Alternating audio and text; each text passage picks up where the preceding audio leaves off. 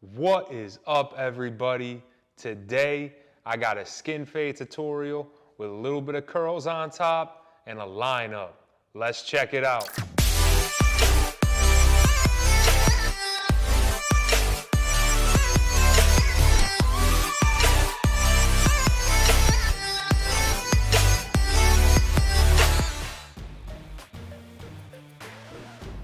All right, so here's the before. I actually just cut this guy's hair 5 days before the video, but it's his birthday week, so we wanted 2 haircuts. So I'm just going in, putting in my skin line. I'm doing one side at a time just to make it easier for video's sake. We're leaving no C-cup here. My man's got a pretty weak C-cup, so we're just getting rid of it, leaving it right at the bottom of where his hairline points. Following up with the shaver. Now here we go. I'm putting in my first guideline. I'm using my Clipper Open. These are the JRLs 2020Cs. You guys see me use these in all of my videos. They're my favorite clippers. But here we go. I go open, then I go about halfway up. I'm 2 notches open. That's one of the things I really like about the JRLs is they got the notches that click. So then I'll just close it 1 notch. I'm following up right under that. Just going a little bit at a time. And to get that line out, I'm just closing them all the way and just using a little bit of the corner of my blade. I've really noticed that when I use the corner of my blade, it really helps me out on the fades.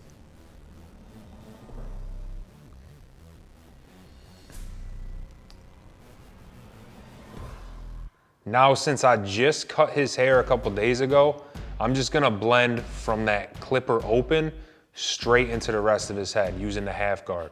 So I go in, I'm using it closed, then I open it up a little bit, and I'll open it up a little bit more until it blends in. And now you can guys see me here, and you'll see me throughout the rest of the cut. I use my Clipper Open, sometimes I'll open it up halfway, and I'll just hit it with my corners, just trying to give that blend a little bit more detail. If you think about it, when you set in a line, the hair's like this. But then when you use the corner, it kind of goes like this. And it kind of makes that blend look a little bit softer. And then as you guys can see, I'm constantly just like combing the hair down, just trying to make sure that I'm cutting all the hair as it's laying. And then you guys will see me, I'll go in and just nitpick a couple hairs by lifting them up with my comb and using the corner of my blade. And then here, just trying to make sure that the shape of his head looks good. I go right in and just freehand that nice shape into it. Now here we go on the other side, same steps. You guys can see I'm not stamping in that line. I don't really want that hard of a line because if I put too hard of a line in there, it's gonna be way too hard to get out. So here we go again. Balding it out, use my shavers. A lot of times, especially on clients with curly hair, I'll ask them if they've ever had the foil shaver used on them before. Because sometimes people with curly hair or like really thick, coarse hair, if you use a foil shaver on them, their skin will get irritated. So before you use a foil shaver on a lot of people, just ask them, hey, have you had the foil shaver on you before? Or, do you have sensitive skin? Or the last thing you want to do is make it so someone's uncomfortable in your chair. So I'm always asking people like, hey, have you had this before? Because comfort is key. You give someone the best fade they've ever had, that's gonna go away in a week. But what people are gonna be talking about is how you made them feel when they were in your chair.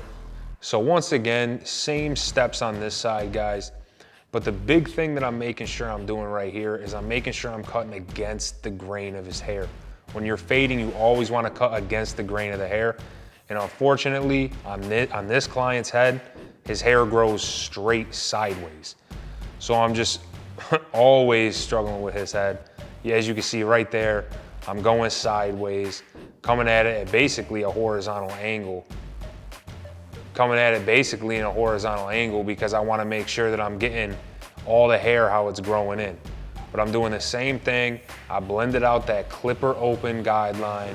Then I'm going in with my half guard and I'm just making sure that I'm just using my corners, cutting against the grain, and I'm blending right into that I'm blending right into the rest of the haircut that's already in there. And sometimes, guys, with your fades, don't be scared to like go up a little bit. Like if you're leaving a line in your fade, it's because you didn't go up high enough. And a little key, if you're maybe scared to go up too high, just use the corner of your blade. Use a smaller section of your blade. Like I said, soften up that blend. A lot of times when I've taught people or when I see people and their fades just don't look that good, it's because they were just too scared.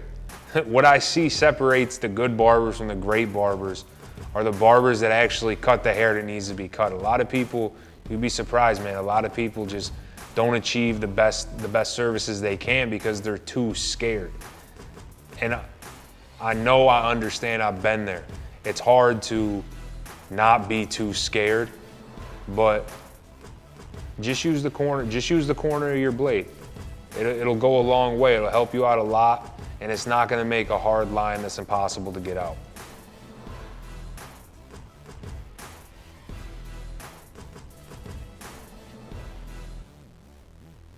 So I'm just finishing up like I did on the other side, guys. Like I said, I'm just using the corner of my blade.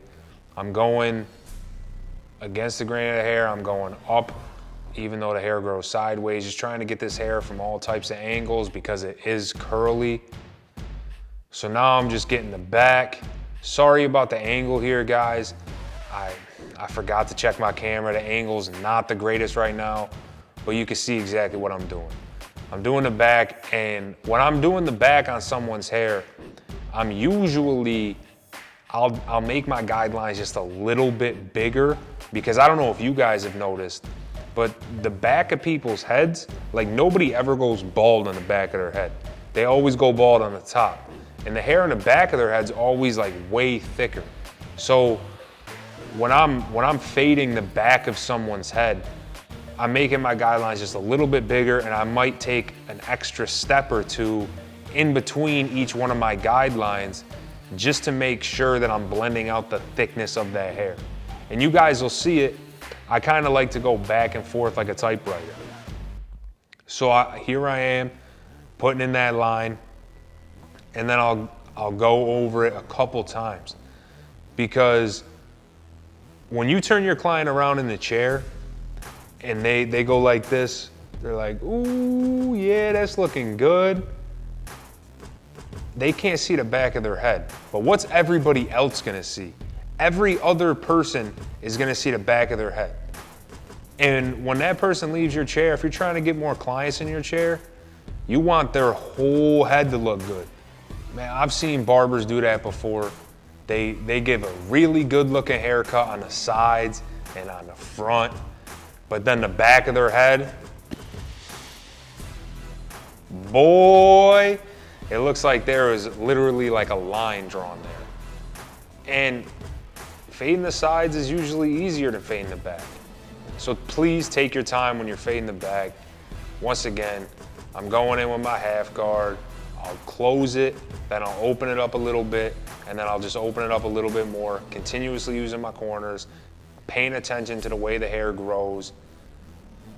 And a key tip, most of the time in the back of people's head, their hair kind of starts growing this way, kind of starts growing to the side. So you want to really pay attention to that. Because sometimes there'll be a line in someone's head, and it's not because you didn't use the right guards, it's not because you didn't go up high enough, it's just because you didn't cut against how their hair grew. So I'm just taking my time, cutting the back of his head, making sure I'm getting it, making sure it blends in with the sides. You want to make sure when you're fading that it's equal, that it's even all around someone's head. You don't want it to be higher up on one side than the other. You don't want the back to look darker than the sides. So I'm just trying to give this client a good haircut. Like I said, it was his birthday, so I got to make sure that he's looking pretty good, that the fade is consistent. This is a client of mine that I've been cutting since before I opened up my own barbershop. So me and him go back a few years, and I'm just always trying to make sure that I'm giving him and I cut 3 of his sons. I'm trying to always make sure that I give them a good service.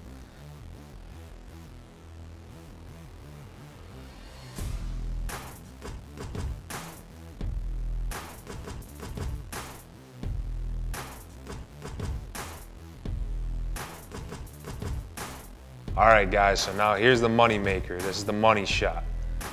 I'm lining them up, and I'm making sure that I'm not pushing them back. That's the biggest thing. You don't want to push anybody back. You want to look at their hairline and look where it's darkest and go in there. So I'm going in with my Babyliss skeletons. I got the Frank the Barber edition.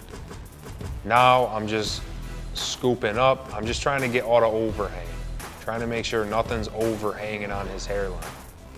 And once again, as you can see, I'm trying not to push him back.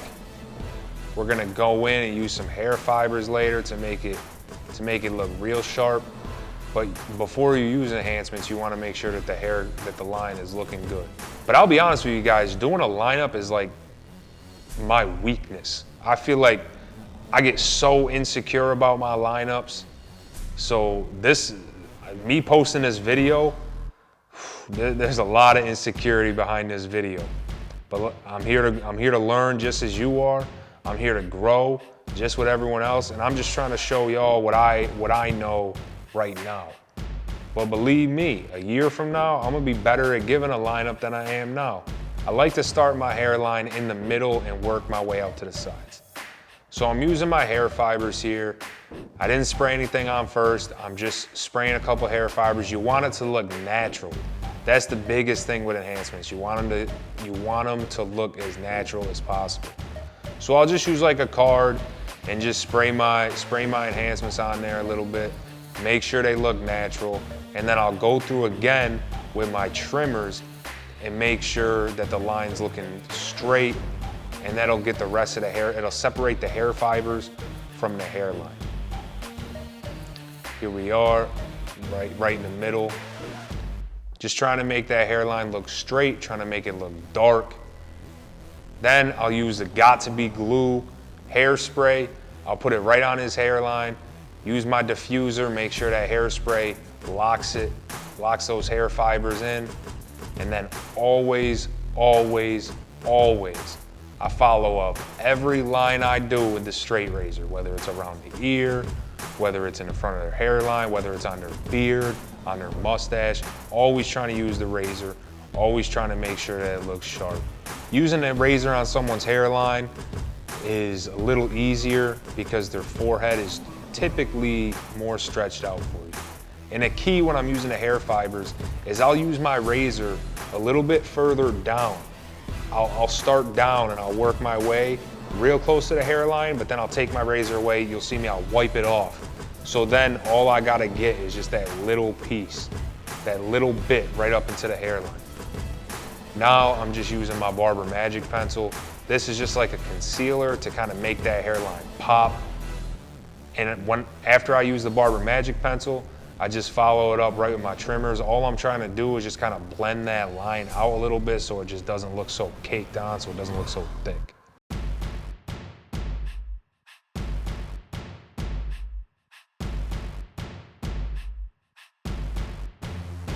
So I'm just going over the line. I'll go right on that line with the Barber Magic Pencil with my trimmers, and I'll just pull down. I'll kind of move back and forth just a little bit, trying to blend it out. But here's the after, guys. I'm sorry about the camera angle a little bit. I'll be getting that better next time. Let me know what you think. I think the fade's looking blurry. I think the lineup's looking crisp. He had a good birthday. But drop a comment down below. Let me know what you guys think so we can all learn, grow, and then show others. Peace.